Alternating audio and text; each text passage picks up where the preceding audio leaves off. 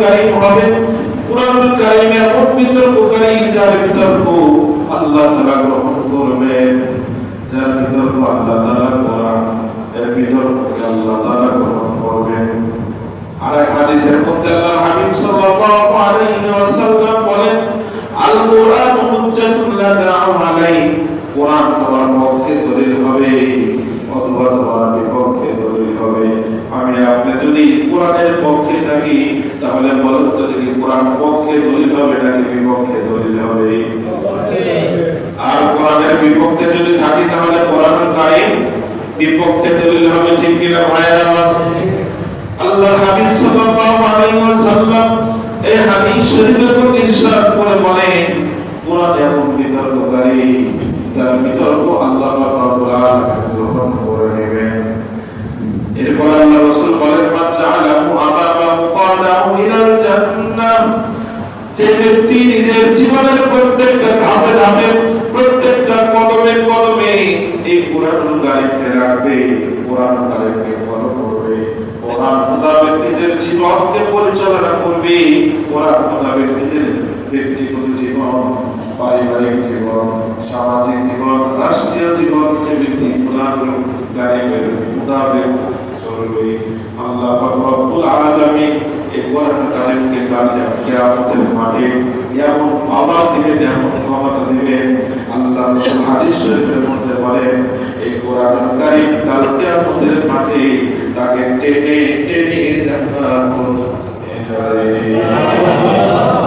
এই কালামে জিন্দা কুরআনে হাকিম পথে উলায়া সাবা সাওয়াদিম জামিউল ইলম ফিল কুরআনে হাকিম তাবাসারাত আনহু আবওয়াবুর রিজালি আউলিয়া কান উকবা ইখতিয়ারা জাহেলারা কানে দুনিয়া কাল কিয়ামতের মাঠে কোরআনকে এমন পাওয়ার দেওয়া হবে, এমন পাওয়ার দেওয়া হবে যে কোরআন কারীমটাকে টেনে টেনে জান্নাত পর্যন্ত নিয়ে যাবে।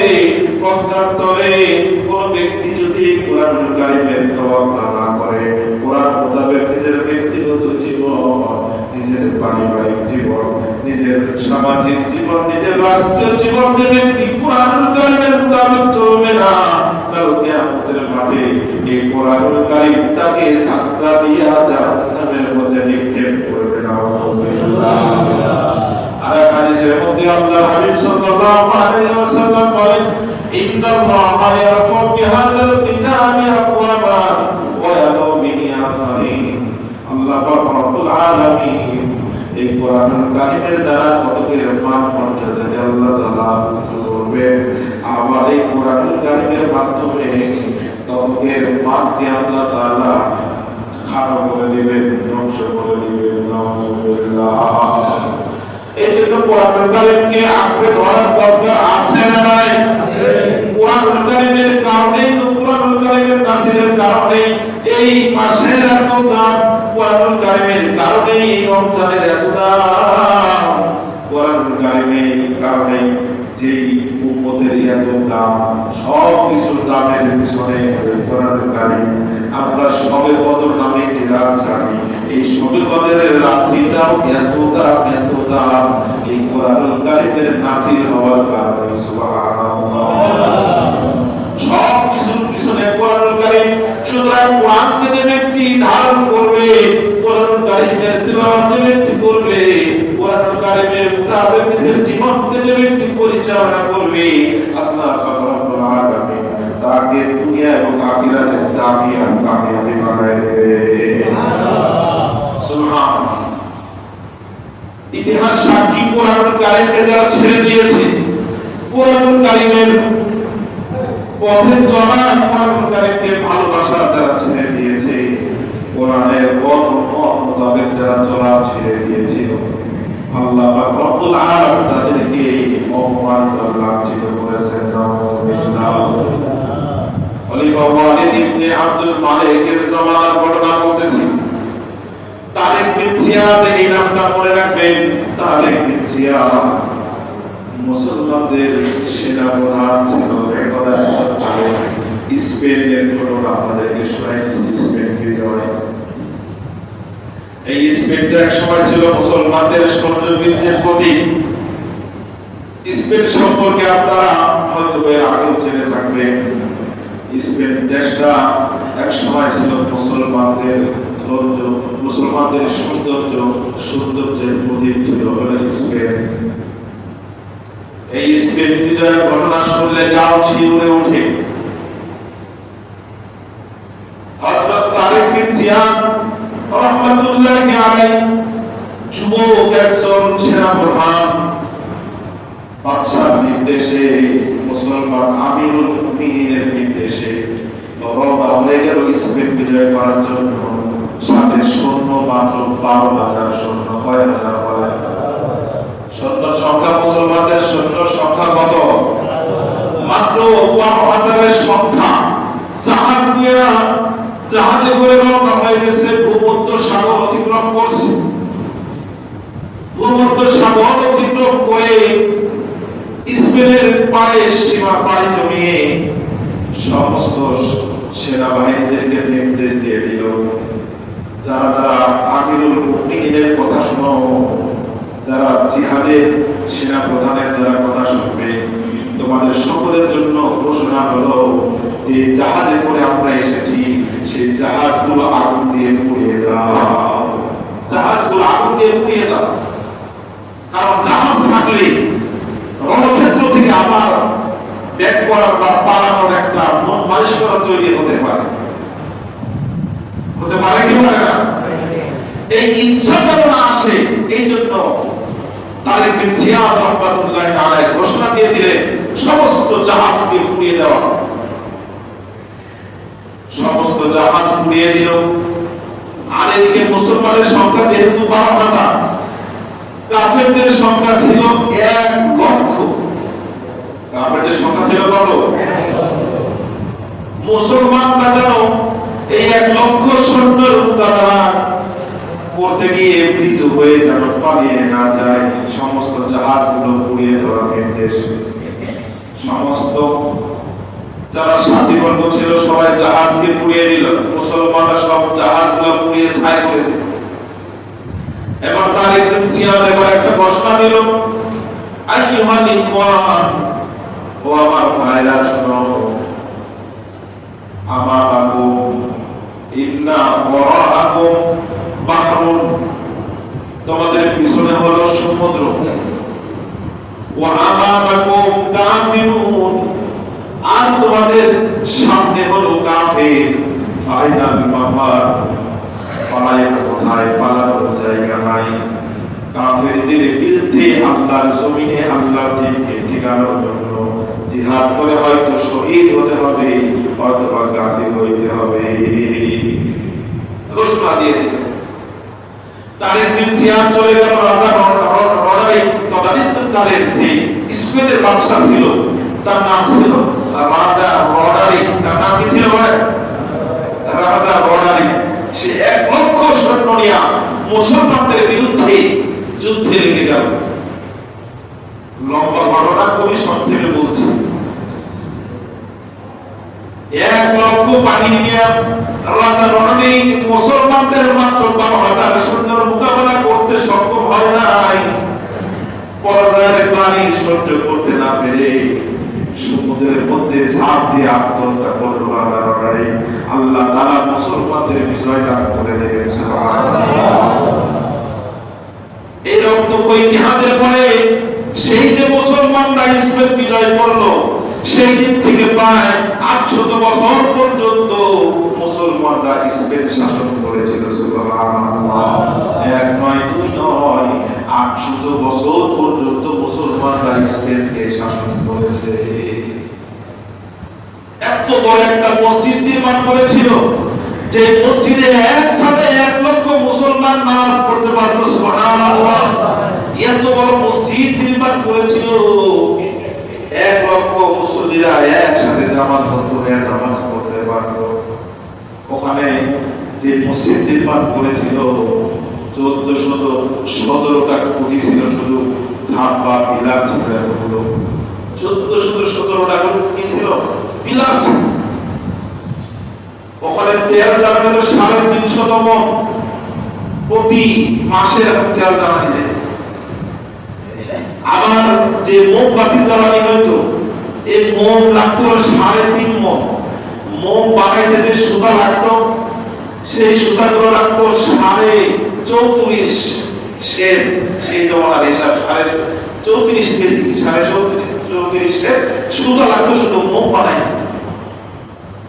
আদাসের আম্বর প্রতি সপ্তাহে জ্বালানো হইতো। আদাসের আম্বর আর এর সাথে আরেকটা দামি পদার্থ যেটা খুবই সুন্দর হয়, ওটা এক পোয়া করে আদাসের আম্বর আর আদাসের মেশক আর এক পোয়া আম্বর প্রতিদিন প্রতি সপ্তাহে জ্বালানি হইত।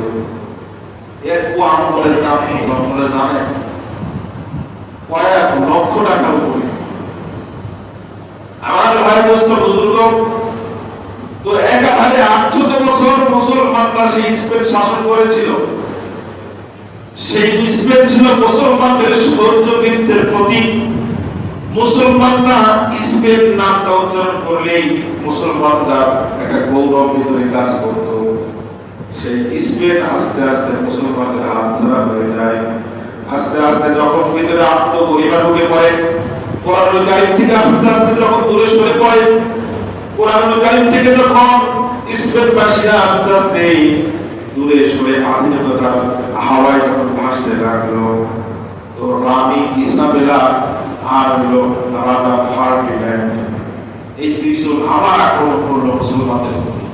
ইহুদি নাসারা ওরা তো সবসময় আমাদের জন্য দুশমন, সবসময় আমাদের জন্য দুশমন। আবার সেই 800 বছর পর রানী ইসাবেলা আর ফার্ডিন্যান্ড দুইজনে মিলে আবার আক্রমণ করলো। মুসলমানরা শোচনীয় ভাবে পরাজয় বরণ করলো, বলে নাউজুবিল্লাহ। শুধু পরাজয় বরণ করে শেষ না, মুসলমানদেরকে রানী ইসাবেলা একটা ঘোষণা করে দিল, যারা এই মসজিদের মধ্যে আসবে, মসজিদের মধ্যে যারাই আসবে তারাই নিরাপদ, যারা মসজিদের ঢুকবে তারাই নিরাপদ ঘোষণা দিয়ে দিল। এই ঘোষণা শুনে সবাই নিজের জানকে বাঁচানোর জন্য প্রাণের ভয়ে সবাই এসে মসজিদে ঢুকছে। ছোট ছোট বাচ্চাদেরকে নিয়ে নারী পুরুষ সকলে মিলা মসজিদের ভিতরে ঢুকে কোনোমতো নিজের জীবনকে বাঁচানোর আশায় সে মসজিদে ঢুকছে। রানী ইসাবেলা ঘোষণা দিয়ে দিল, বাহিরের থেকে সব দরজাগুলো বন্ধ করে দাও, বাহিরের থেকে সব দরজাগুলো বন্ধ করে দেওয়া হয়। সব দরজাগুলো বন্ধ করে দিয়া এরকম ভাবে পুরা মসজিদ দিয়ে জ্বালিয়ে পুড়িয়ে চিরতরে স্পেন থেকে মুসলমানদেরকে বিদায় করে দেওয়া হয়। সব জীবন্ত পুড়িয়ে সমস্ত মুসলমানদেরকে স্পেন থেকে বিদায় করে দিয়েছে। সেই সময় থেকে নিয়ে অদ্যাবধি পর্যন্ত স্পেন মুসলমানদের ক্ষমতায় আসে নাই। সমস্ত ইসলামিক কাজকর্ম সব নিষিদ্ধ ছিল। কিন্তু বিগত 2017 সালে এপ্রিল মাসে আজান দেওয়ার একটা পারমিশন পেয়েছে। আজান চলে এখন মোটামুটি স্পেন। কিন্তু এই দীর্ঘ সময় মুসলমানরা এই যে শোচনীয় ভাবে পরাজয় বরণ করলো, কিসের কারণে? এই কোরআনুল কারীম থেকে দূরে সরার কারণে, কোরআনকে অবমাননা করার কারণে আল্লাহ তাআলা তাদেরকে শোচনীয় ভাবে পরাজয় দিয়েছে। যে স্পেন ছিল মুসলমানদের ক্ষমতার একটা দেশ, সৌর্য বীর্যের প্রতীক ছিল, সেই স্পেন থেকে চিরতরে মুসলমানদেরকে বিদায় হতে হলো। কেন? বলে কোরআন থেকে দূরে সরার কারণে। এই জন্য কোরআনের পক্ষে থাকার দরকার আছে না নাই? আর আওয়াজ করে বলেন দরকার আছে না নাই? আরো ঘটনা আছে বলতে গেলে আমি সময় পাবো না। আমার ভাই দোস্ত বুজুর্গ, এই জন্য কোরআনের পক্ষে থাকতে হবে। এই কোরআন কাল কিয়ামতের মাঠে আমার আপনাকে সুপারিশ করে আল্লাহ পাক রব্বুল আলামিন জান্নাত পর্যন্ত পৌঁছে দিবে। কিন্তু আসলে কোরআন কারীম পড়তেও জানি না, শিখতেও চেষ্টাও করি না। ওই যে ছোটকালে শিখছিলাম, এরপর আর কোনদিন কোরআন কারীম পড়ার সুযোগ হয় নাই। আরো দুঃখজনক হলো, আগে তো বাড়িতে কোরআন কারীম থাকতো, অনেকের বাড়িতে এমন অবস্থা ওই কোরআন কারীম বাড়িতে থাকে না। মসজিদে ইমাম মুয়াজ্জিনদেরকে বলে অনেক দিন ধরে কোরআন বাড়িতে আছে, মসজিদে রেখে দেন। আছে না নাই? অনেক বাড়ি তালাশ করবেন, কোরআন পাবেন না, কোরআন শরীফ পাবেন না। এটা কোরআনের প্রতি ভালোবাসা, এটা কোরআনের প্রতি অবমাননা নামক তো। কোরআনের ভালোবাসায় নামাজ পড়লেন, তারাবির নামাজ পড়লেন, 2-4 দিন পরে আর কোনো খবর নাই। এক কাতার মুসল্লি এখন হয় না, কোনো কোনো জায়গায় এক কাতার হয়। প্রথম দিন তো খবর জায়গা দিতে পারে। এটা কোরআনের প্রতি ভালোবাসা নাও করে না। আরে তারাবির নামাজ কি 12 মাস না, মাত্র 1 মাস? তাহলে কেন এটা আদায় করি না? বলে এখনো সময় আছে, বাকি যে কয়টা দিন আছে আজকে থেকে পাক দেওয়া করে 20 টাকার নামাজ সূরা তারাবি তাও যে স্পিডে পড়ায় আপনাদের আপনারাই তারাবি নামাজ তাড়াতাড়ি পড়াইতে হবে, অল্প সময় লাগে শেষ হয়ে যায়, ছোট ছোট সূরা দিয়ে আয়াত দিয়ে নামাজ পড়ানো হয় যাতে করে আপনারা সবাই পড়ে। কিন্তু আফসোস এসব নামাজ অনেকে পড়ে সালাম ফিরে চলে যায়, 2 রাকাত সুন্নাত বা বেদে 3 রাকাত বেদে করে বারাকাত থেকে চলে যায়। তারাবি নামাজ আল্লাহ তাআলা ফরজ করেছিলেন আমাকে আপনাকে গুনাহ থেকে নিষ্পাপ করার জন্য। কচি মাসুম বাচ্চার যেরকম কোনো গুনাহ থাকে না, নবজাতক শিশু জন্ম নিলে তার যেমন কোনো গুনাহ নাই, একজন তারাবি পড়নেওয়ালা তারাবি নামাজ যদি সে সঠিকভাবে আদায় করে নবজাতক শিশুর মতো আল্লাহ তাআলা তাকে গুনাহ থেকে পবিত্র করে দেন। সুবহানাল্লাহ। তো বলি তো নামাজ কোথায়? আমার ভাই দোস্ত বুজুর্গ, পিছনে যা হয়েছে হয়েছে, মাজা মাজা লাইসা লাহুল কাজা, সুন্নতের যেহেতু কাজা নাই, আপনি ইনশাআল্লাহ আজকে থেকে পাক্কা আদা করে যে বাকি যে কয়টা দিন আছে সেই কয়টা দিন ইনশাআল্লাহ আমি তারাবির নামাজ পড়ব। ইনশাআল্লাহ এই নিয়ত করা যাবে না ইনশাআল্লাহ। এই রমজান মাসে অনেকে যাকাত আদায় করে। কি আদায় করে বলেন? যাকাত আদায় করে, কারণ রমজানে একটু সওয়াবটা বেশি। রমজানে কি একে 70, একে কি 70। এজন্য এই বিবেচনায় অনেকে রমজান মাসে যাকাত আদায় করে। আসলে রমজান মাসে যাকাত আদায় করতে হবে এটা জরুরি না। আপনার তো রমজান মাসের আগেও যাকাত খরচ হতে পারে, রমজান মাসে দিলে হয়ে যাবে, ঠিক আছে, কিন্তু এর অর্থ এই না যে শুধু রমজান মাসেই যাকাত দিতে হয় আর অন্য মাসে যাকাত দিতে হয় না। বিষয়টা এমন না। যাকাত আল্লাহ তাআলা কার উপরে খরচ করতে শুধু মাসালাগুলো বলে দেন। যে ব্যক্তি সাহেবে নিসাব, নিসাব পরিমাণ অর্থের মালিক আল্লাহ তাআলা যাকে বানাইছেন তার উপরে যাকাত খরচ। কথা মনে থাকবে? কথা বুঝতেছেন? এখন এই নিসাব ওয়ালা কি মানে কার উপরে যাকাত খরচ, সেই পরিমাণটা কতটুকু? 7.5 ভরি স্বর্ণ যার কাছে আছে, কয় ভরি? যদি আলাদা আলাদা হিসাব করেন 7.5 ভরি স্বর্ণ যার কাছে আছে তার উপরে যাকাত কি এরকম 7.5 ভরি স্বর্ণের মালিক আছে এরকম মা বোনেরা আমাদের সমাজে মনে হয় একজনও নাই। আরে কথা বলেন না কেন? আছে না নাই? তারা মনে করে এগুলো আল্লাহ দিয়েছে ব্যবহার করি, জামাই দিয়েছে বিপদের সময়, এটা ব্যবহার করার জন্য দিয়েছে, এটার উপরে কোনো যাকাত নাই। না না, ব্যবহারিক সম্পদের উপরেও যাকাত দিতে হবে। যদি এই গলার হার, নাকের দুল, হাতের বালা এগুলোর যাকাত যদি দেওয়া না হয় কাল কিয়ামতের মাঠে হাতের বালা হবে জাহান্নামের আগুনের বালা বলে। আমার বাবা বলেরা কান খুলে শুনুন, গলার হার ব্যবহারের যে সমস্ত স্বর্ণ ব্যবহার করে না করে বছর পার হলে এগুলো কি দিতে হবে? স্বর্ণের কি দিতে হবে? যাকাত দিতে হবে। কথা মনে থাকবে?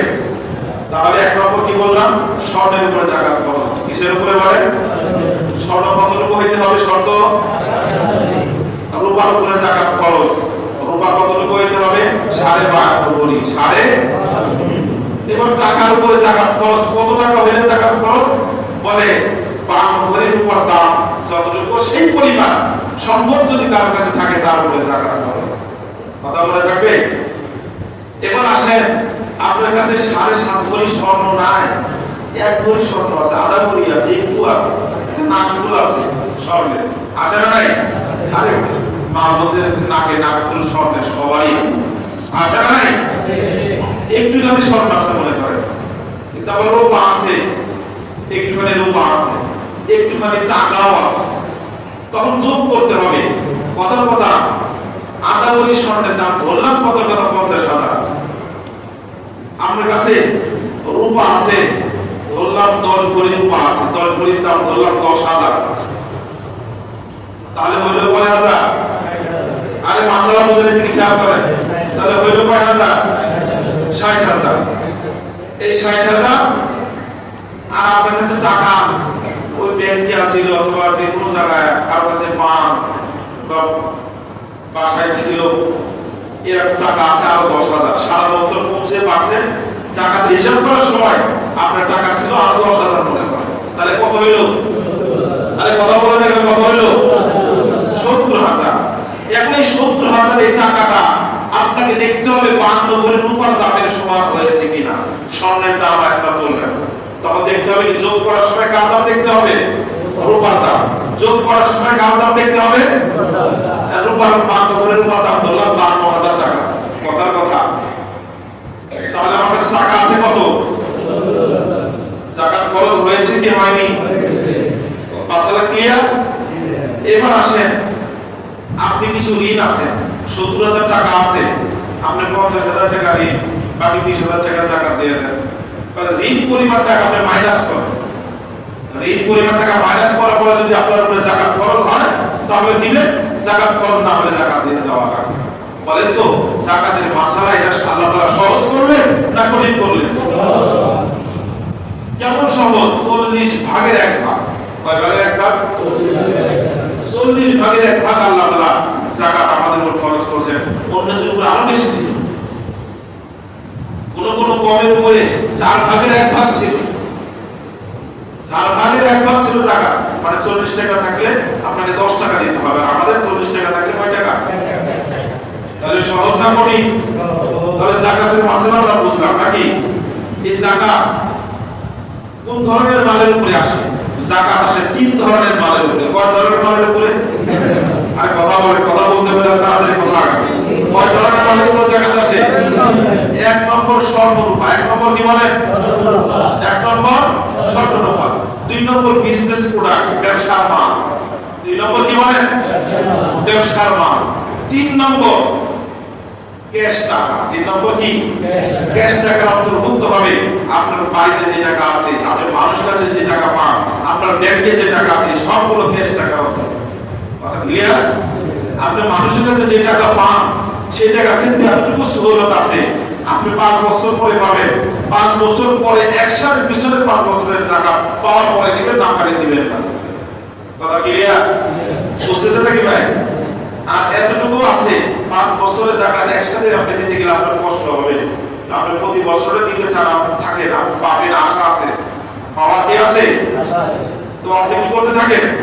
টাকা আদায় করতে থাকেন। দেখবেন ইনশাআল্লাহ আল্লাহ তাআলা ওই মালকে তো পবিত্র করবে, মালকে আরো বাড়িয়ে দিবেন। বলেন সুবহানাল্লাহ। যাকাত মানে যাকাতের 2টা অর্থ। কয়টা অর্থ? একটা হলো পবিত্রতা। যাকাত দিলে মাল কি হয়? পবিত্র হয়। আরেকটা হলো যাকাত মানে বৃদ্ধি পাওয়া। যাকাত দিলে আল্লাহ তাআলা মালের মধ্যে বরকত দান করেন। বলেন সুবহানাল্লাহ। যাকাত দিলে আমরা মনে করি মাল কমে যাবে, মাল কমে যাবে। যাকাত দিতে হবে। যাকাত দেওয়া তো ফরজ, এজন্য যাকাত দিতে হবে। বাকি কেউ যাকাত দিলে আল্লাহ তাআলা তার মালের মধ্যে খায়রে বরকত দান করেন। কথা বলছেন নাকি ভাই? যাকাতের মাসালা এটা সম্পদ হিসাব করে করে দিতে হবে। ব্যবহারের ঘর বাড়ি, ব্যবহারের হোন্ডা, প্রাইভেট কার, এরকম ভাবে যে মেশিন দিয়ে আপনি ইনকাম করেন, মেশিনারি, গাড়ি দিয়ে ইনকাম করেন, গাড়ি, এগুলোর উপরে যাকাত আসে না। কিন্তু স্থাবর সম্পত্তির উপরে কি আসে না? যাকাত আসে না। কিন্তু স্থাবর সম্পত্তি যদি ব্যবসার জন্য হয়, অনেকে বিজনেস করে না, জায়গার ব্যবসা করে কি করে না?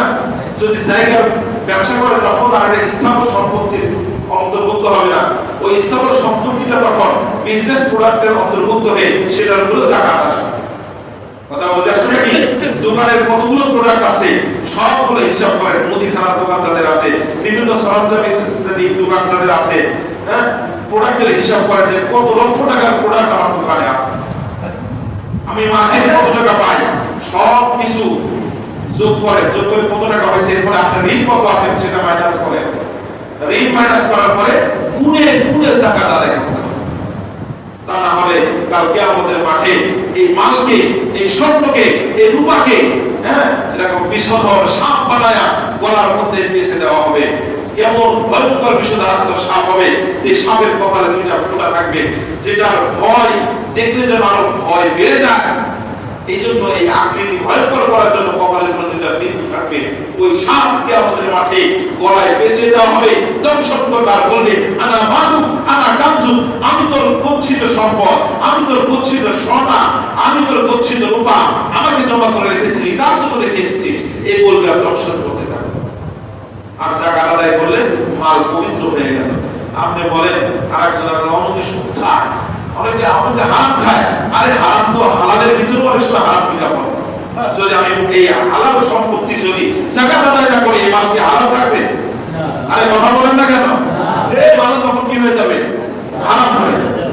আমার ভাই একটু কুরবানি করে মনকে প্রস্তুত করে যাকাত দেওয়ার জন্য, দেখবেন ইনশাআল্লাহ আগামী বছর আপনাকে এর থেকে আরো বেশি যাকাত দিতে হচ্ছে, কারণ আপনার সম্পদ গত বছরের থেকে পরবর্তী বছরে আরো বেশি বৃদ্ধি পাবে। তাহলে যাকাত আদায় করা যাবে ইনশাআল্লাহ। যারা আরো মাসালা জানতে চান, ইমাম সাহেবের সাথে যোগাযোগ করে এই যাকাতের যাকাত তুলানি করবেন, ইনশাআল্লাহ আদায় করবেন। এই যাকাতের আরেকটি যাকাতের আছে রমজান মাসে আমরা আদায় করি, সেটা হলো ফিতরা। কি? আরে আওয়াজ করে বলেন কি? ফিতরা। এই ফিতরা, এই ফিতরা কার উপরে ফরজ? এক নম্বর কথা হলো যাকাত যার উপরে ফরজ তার উপরে ফিতরাও ফরজ। কথা বোঝা যাচ্ছে নাকি? এখানে একটা সূক্ষ্ম মাসলা আছে, বোঝার চেষ্টা করেন। যাকাত যার উপরে ফরজ তার উপরে,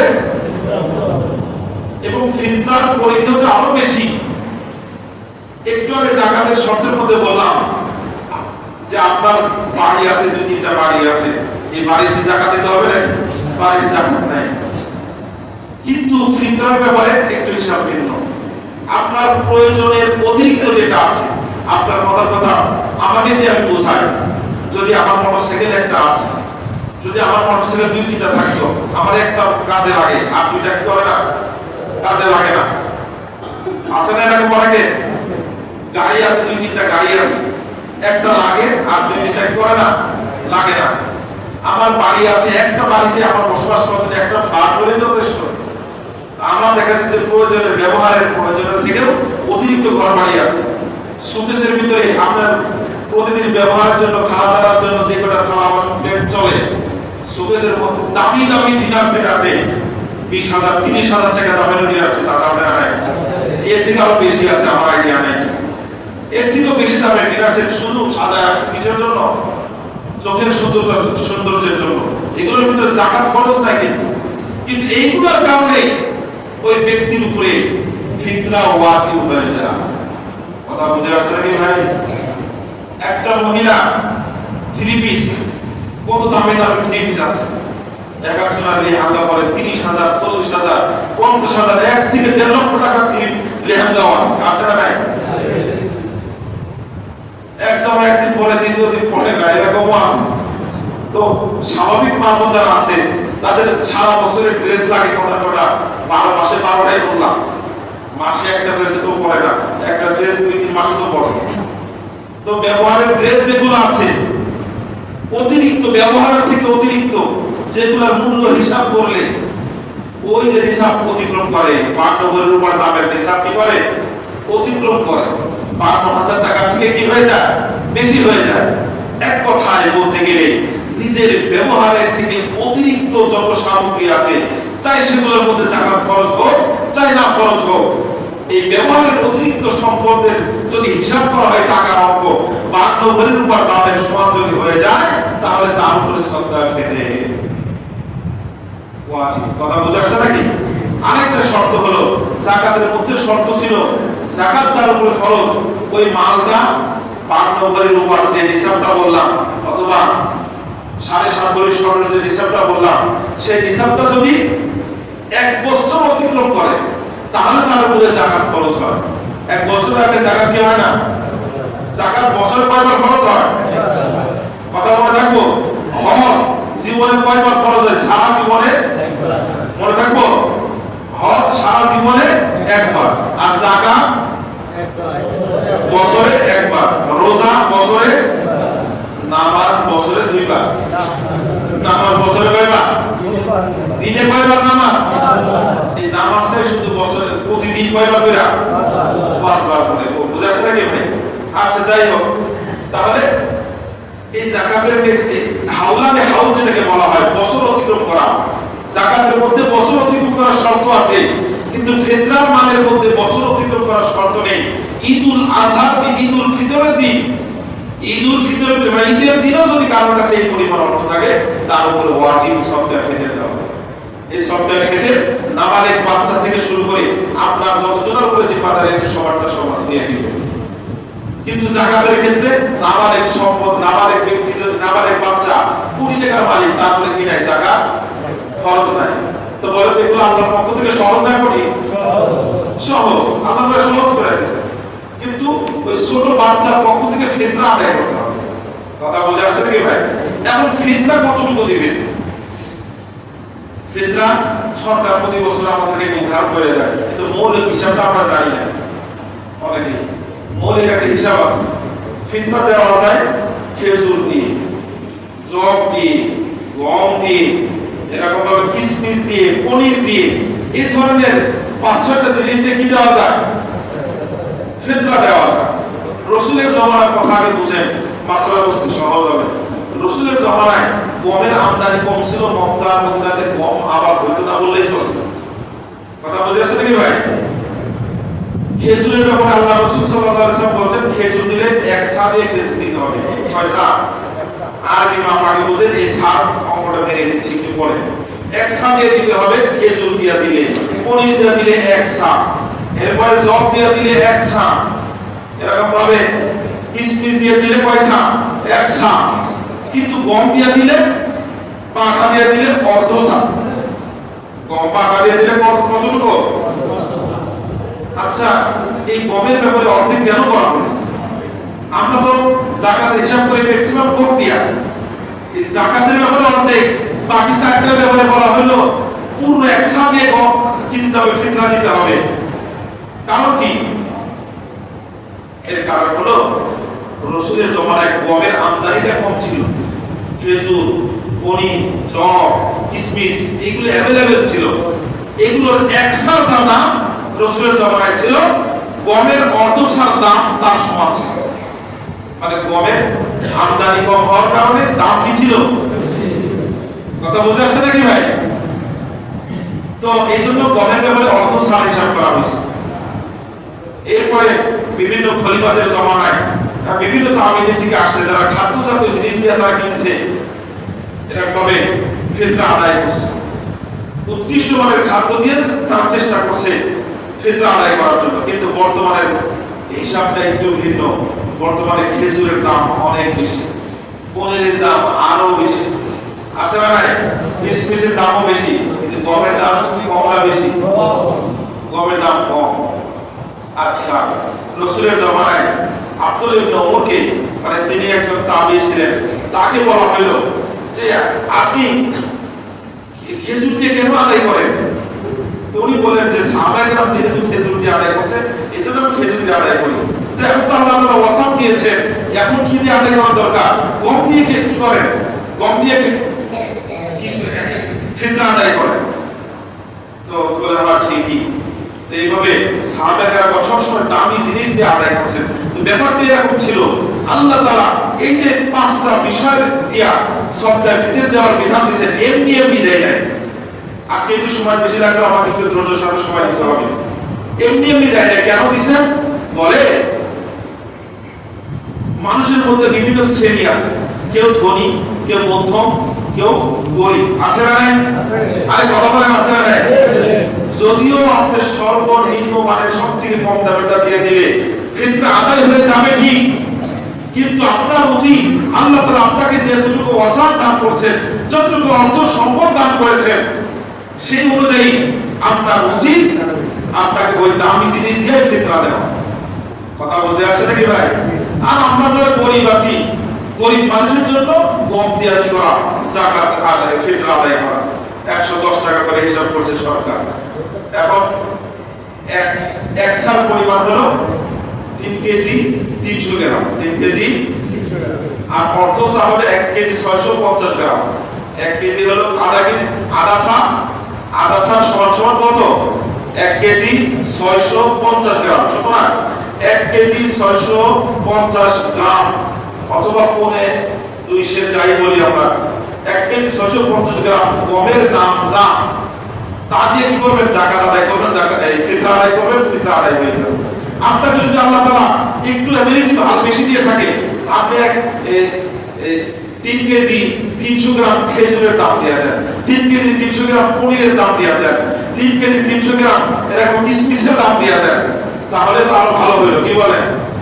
আর কথা বলতে বুঝলেন? কারণ এই ফিতরাকে আল্লাহ তাআলা ওয়াজিব করছেন কেন? বলে তুমাতান লিল মাসাকিন, হ্যাঁ রোজাদার এক নম্বরে হলো তুমাতান লিসাইম মিনাল লাগwi ওয়ার রাফাস, অনর্থক কথা, মিথ্যা কথা, গালিগালাজ, রোজা থেকে এগুলো যত কমিকামা আমাদের হয়ে গেছে, এই কমিকামাকে ঘাটতি পুরা করার জন্য আল্লাহ তাআলা এই সদকা ফিতরের ব্যবস্থা করেছেন। আর মিসকিনদের যারা অভাব তাদের খাবারের ব্যবস্থা করার জন্য আল্লাহ তাআলা এই ফিতরার ব্যবস্থা করেছেন। সুতরাং গরিবদের খেয়াল করে আপনি কি করেন, আপনার দুইটা দিক খেয়াল রাখবেন, গরিবদের অবস্থা, নিজের অ্যাবিলিটি, এই দুইটা হিসাব করে আপনি কি করেন, ফিতরা আদায় করে দেন। ওই 110 টাকা নিয়ে বসে থাকেন না। কথা বোঝা আসছে নাকি ভাই? কিন্তু 110 টাকা বা 100 টাকা যতটুকু দাম সেটা দিয়ে দিলে আদায় হয়ে যাবে, কোনো সমস্যা নাই। কিন্তু আল্লাহ তাআলা আপনাকে সাধ্য দিয়েছে, একটু বেশি দাও, বেশি দাও, পাওয়া যাবে না ইনশাআল্লাহ।